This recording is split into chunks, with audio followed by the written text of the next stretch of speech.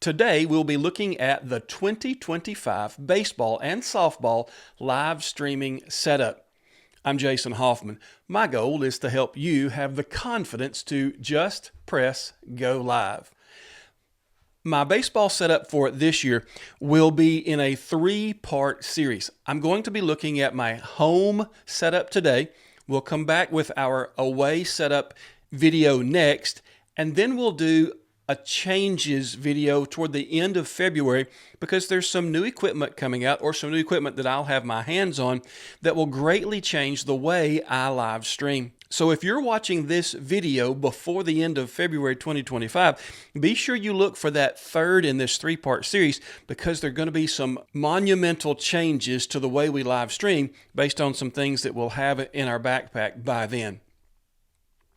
To start with, we're going to look at the BP09 from Ulanzi. It is a camera bag that is the best backpack camera bag that I have ever put my hands on. My wife got it for me for my birthday last year, and I've so thoroughly enjoyed carrying this backpack. All the different handles on the outside, the external pockets and storage that it has, and then, of course, everything on the inside is configurable, so I can change the way it's laid out depending on what cameras I'm carrying. So we're going to divide this first video up into three main parts with a couple of extra thrown in. We'll talk about our cameras, then we'll talk about our audio, and then the third part we'll talk about our data and how it handles across the infield, as well as how to get it out to our streaming destination. And then there are the extras that we'll need to talk about as well that make sure we're having a live stream that is both going to protect our equipment, but is also going to be good for the folks who are watching back home. Our camera setup this year will start with the Mevo Core. It will include the Nearstream VM46, and the surprise for me in setting up this live stream for home use, I'm going to include the Avcans Go live streaming camera. The reason that's a surprise for me is because it is so new. It's a new release camera, and I wasn't sure it was going to have all the bugs worked out of it by the time we got to baseball season, but hardware-wise, it is great. They have updated the software a couple of times since it's come out, and I am confident in using it as my third camera. It gives me a 5x optical zoom, but it also gives me a good wide field of view. And so in a few minutes, I'll show you where that's going to be set up on our baseball field and where I'm going to be using that for which shot. So there's my cameras. Then to talk about audio, you know that the mini shotgun mic is always going to be a great choice for audio when I'm wanting to catch the game sounds. And so I'll still be using my Rode Video Micro, which is a good mini shotgun mic that gives me a directional pickup pattern. It's going to catch what's in front of it much more than it's going to catch what's behind it. So I'll set this microphone on my second or third camera, which is a little bit further away from the bulk of the crowd.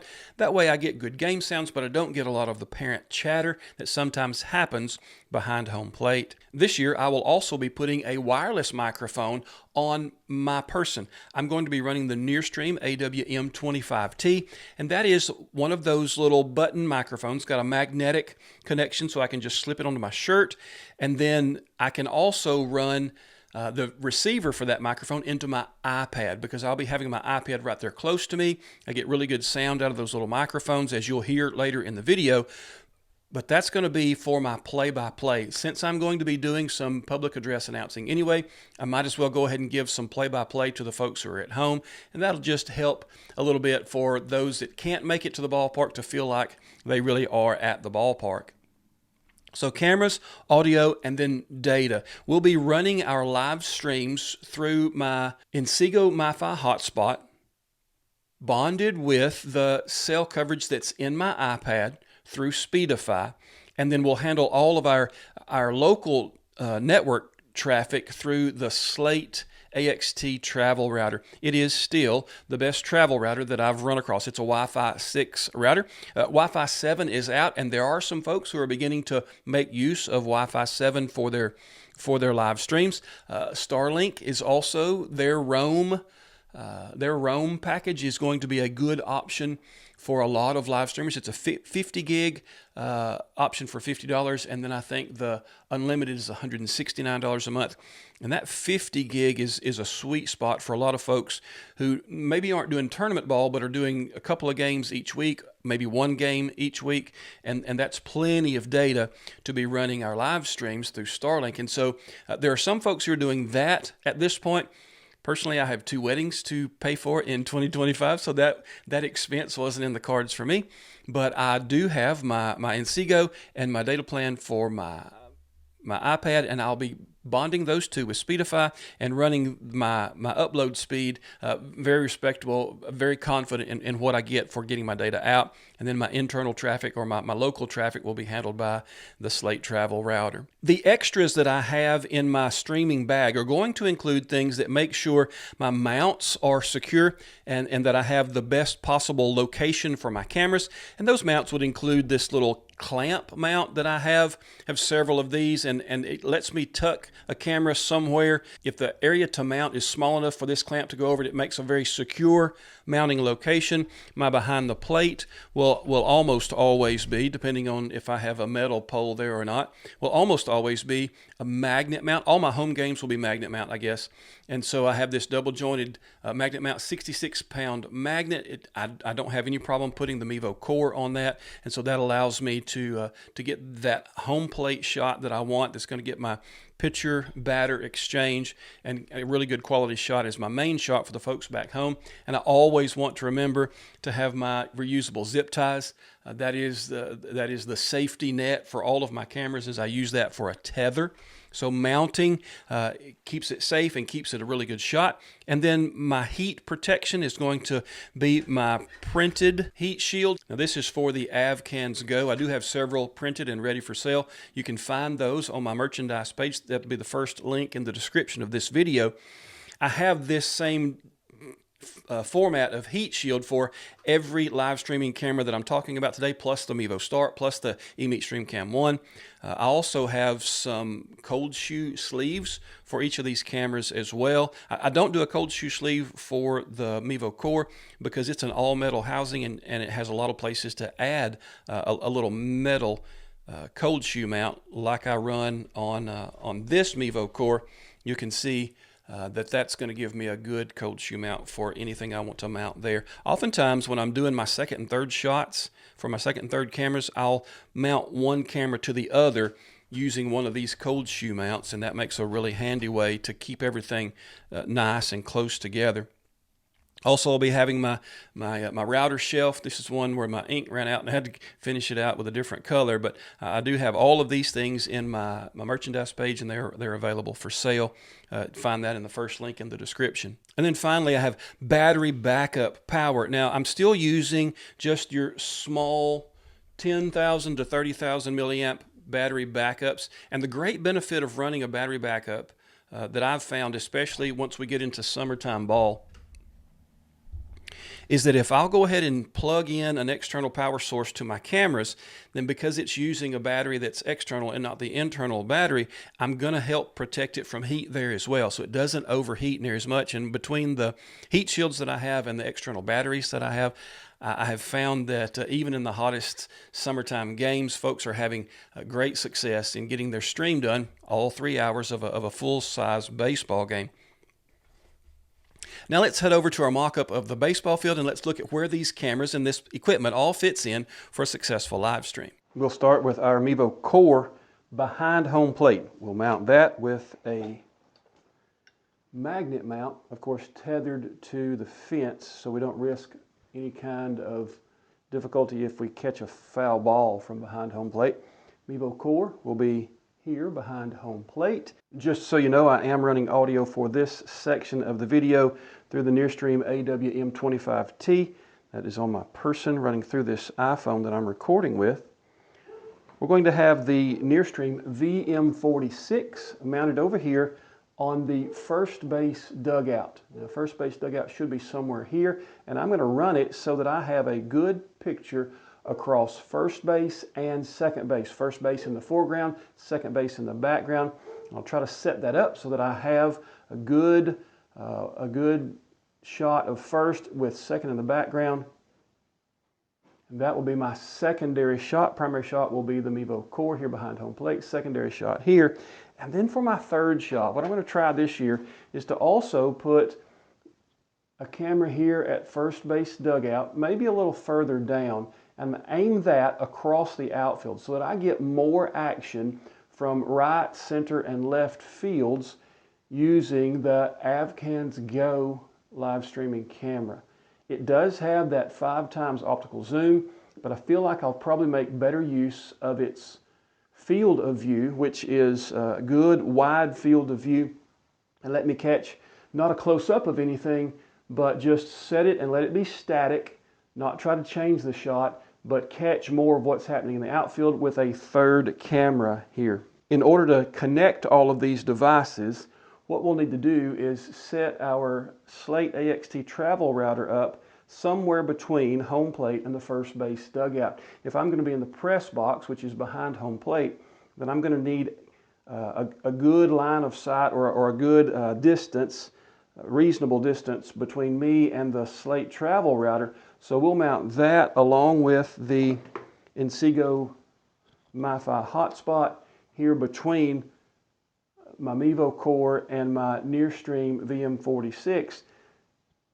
And that will give me good access from the press box, but will also be close enough to my other two cameras that I don't have any connection issues based on distance. We'll mount it up high so that it's line of sight and there'll be no obstructions between us and what's happening there in transferring the data. My mini shotgun mic will be mounted on one of these two cameras.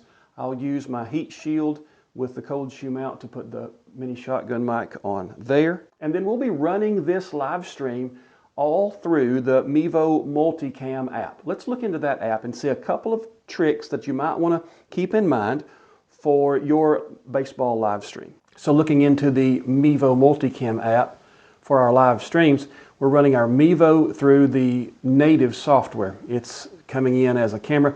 Running it native instead of NDI is going to keep our data consumption, the amount of data traveling across our network at a minimum. NDI takes a little bit more data than running a camera in as a native camera. And then I've brought the other two, the Nearstream VM46 and the Avcans Go, both in through NDI. You can see here that I have options for sound all the way across. Right now I'm running the iPad microphone in just because I'm sitting here with the iPad, but I would run whichever cameras I had a microphone attached to and leave the other ones muted. All right, so in the layout of what we have here, I do want to show one little trick. Remember that we've got a vertical bar here between our preview and our camera options.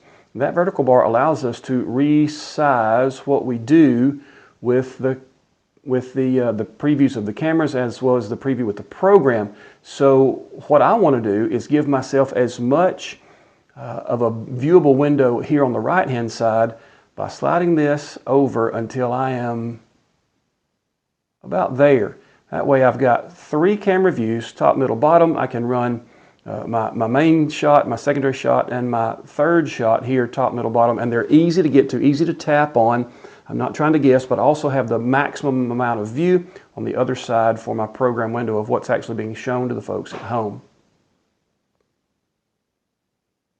And then when you're setting up these cameras, because each of these has an optical zoom, remember that we go into the 3-dot ellipsis. Well, let's do it for the one that's active. We go into the 3-dot ellipsis and then to image control. And this is an NDI camera that has optical zoom, and I can zoom it here. It will autofocus back, and then I set the shot up like I want it. I should have presets as well. So if I tap and hold on the 1, that'll be my first preset. I'm going to zoom that in a little bit, let it focus, tap and hold on the 2.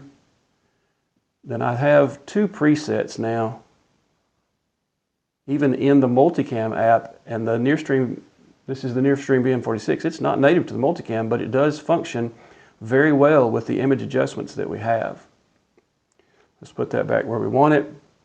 Now I can go ahead and make my image adjustments in the other 2 windows, but it doesn't change the program window while I'm doing it. So I could leave that up and make my adjustments to the other two windows while I'm still streaming or recording or just setting up. Just know that I don't have the full view here. I have to load whatever is what's available to me in the small window. Now when I go over to the Mevo app, I get a whole lot more choices for image adjustments. The Mevo camera, because it's native and I am running it, I have aperture control, focus, and crop control. I can even, let's see if I can do it in here. Yeah, I can even pull in and make a digital crop if I'm not exactly satisfied with what I've got. And now I have a little bit different shot. Let's get out of that, go back there, and I've changed my view, there we go, to an optical shot. And then if I want to, I can set that up as a preset. It's a new focus point or a new static shot.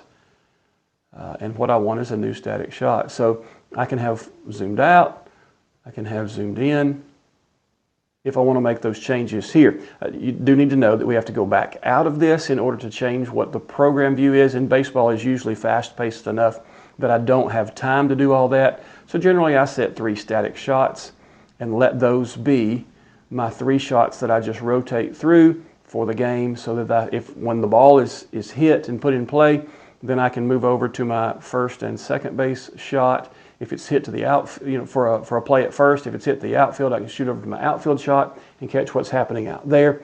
And that's a great way for me to run all of these through the Mevo Multicam app. So I have one more thing to bring to you to make sure that your baseball and softball live streams are everything they need to be, and that is a 3-pack of resources for you. There are 3 individuals that you can find online who are excellent at making sure an individual part of our baseball live streams are knock it out of the park. And one of those is Ryan Houchin. He is at the YouTube channel Hooch the Fireman. Ryan has done several videos on his YouTube channel describing how to get your data across the infield. He runs the perfect over-the-shoulder shot from center field for his baseball live streams.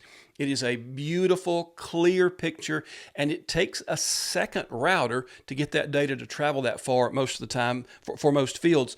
So his YouTube channel is a great resource for many different areas of making sure your data is handling everything you put with your cameras on your live stream. The second of those is Eric Gulbranson, and Eric also has a YouTube channel, but you may find him more often on some of the customer support groups on Facebook. He is very willing to share his information, share his knowledge through those customer support groups. He is very helpful in those, and he's the one that's using Wi-Fi 7 already. I noticed that he was using a combination of Starlink and Wi-Fi 7 for his baseball streams this year, and his explanation of how to make sure all of those things work together. He does a great job. Very, very smart man.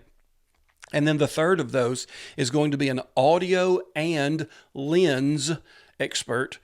His name is Gordon Gidluck, and you are going to find him on the Mevo customer group on Facebook. He is very helpful there, but his experience with some lenses for the Mevo Core, as well as his vast knowledge in audio, is going to be a great resource for you as well. And I think those 3 resources will be great for you in your baseball and softball live streams.